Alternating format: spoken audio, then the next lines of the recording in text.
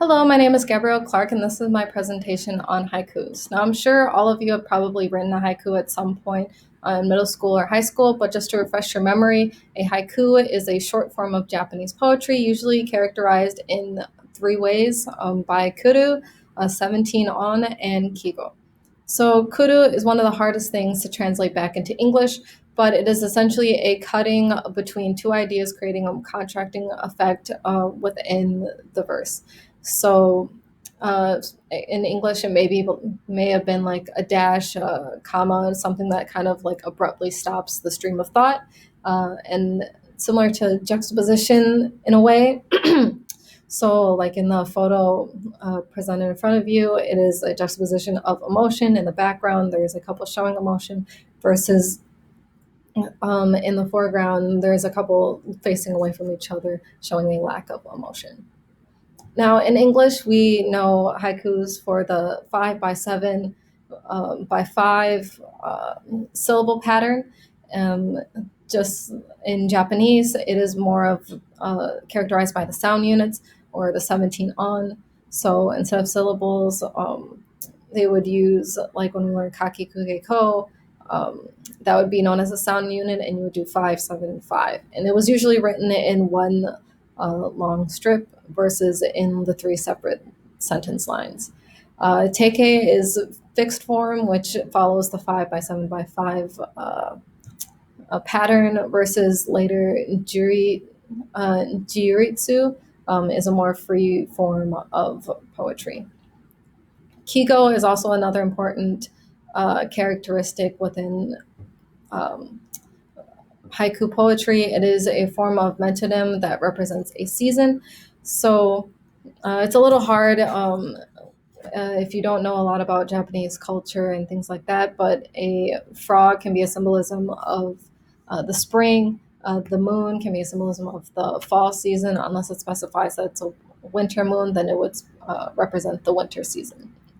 The original development, it kind of haikus slowly developed over time. Start off with the renga, which is like when two poets say a verse back and forth. So it would go five sound units, 7 on, and then back and forth. And it was usually more of to see how skillful and witty you could be in terms of the next sentence relating to the previous phrase. So one of the masters of this, Matsunaga Teotoku, created a teimen or poetry school, and to help revive and popularize the elegance of renga throughout the country. And one of his students was Matsuo Basho. He is known as one of the greatest masters of haikus and created more than 1,000 verse poems and trained more than 2,000 students.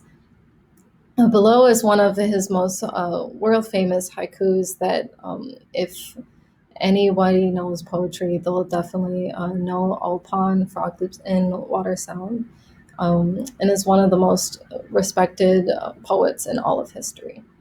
Another poet who's more known for a critic, but he did write poetry as well, was Masaoka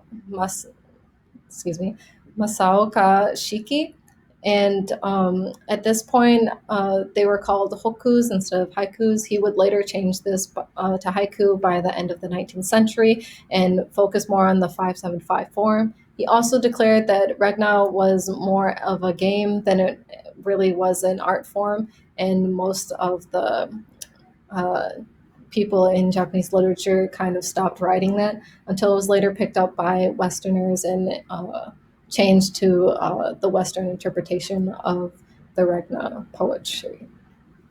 One of the earliest Westerners known to have written haikus is a Dutchman named Hendrik Doef, who wrote poems in the early 20s and 30s, but they didn't really catch on in the West until around the 1950s, and it became very, very popular as a form of poetry to try to master, and it helped bridge that form that cultural bridge between Japan post-war. English poetry, in English haikus, they usually try to follow the traditional Japanese rules, but are frequently seen less strictly concerning the number of syllables as well as the subject matter.